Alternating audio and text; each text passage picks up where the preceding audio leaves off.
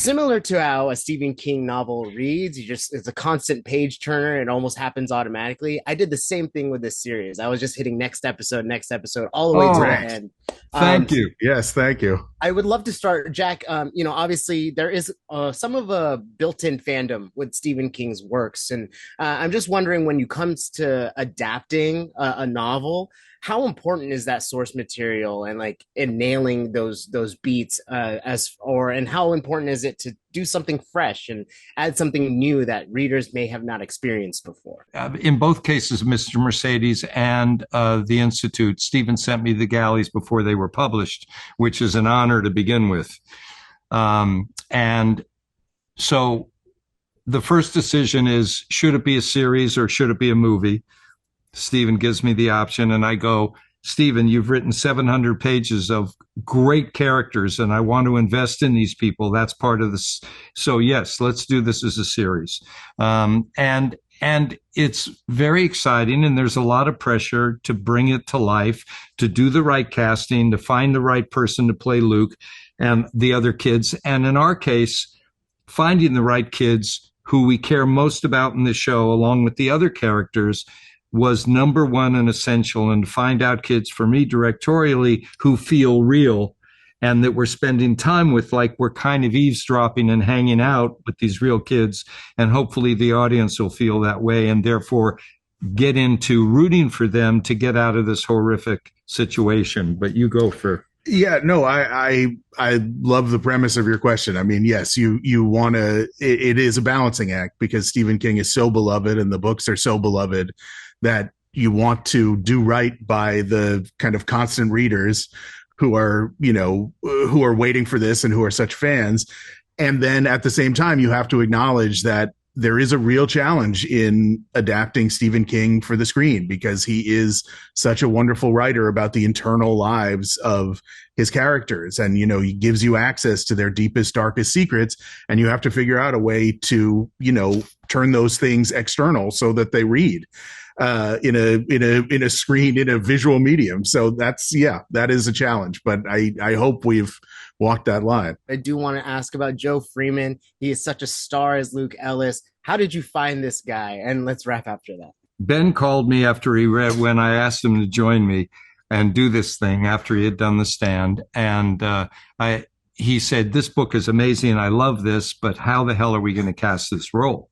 Who are we going to find? Which is always the key question. And we looked, and Seth Yanklowitz, who is our head of casting for MGM and MGM Plus, which is the studio, we were looking. We looked all through the States, Canada, here, there, Canada, and everything, and we weren't finding him.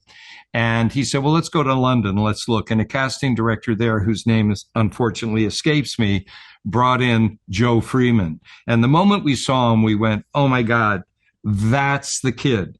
And we also cast our other kids a little bit older than they're written in the book for two reasons. One, to match Joe so that they were all in the same universe age-wise, basically, give or take a year or two here and there, except for Avery, who's 10, but also because we found that I never wanted the show to be sadistic. We totally agreed on that.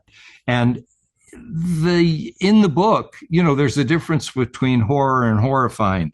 We wanted this to be a ride that the audience is on, rooting, wanting to press the next one, digging the show, even though it can be horrific what these kids go through, but caring so much about their survival that they're into it. And that we got very lucky with all our group.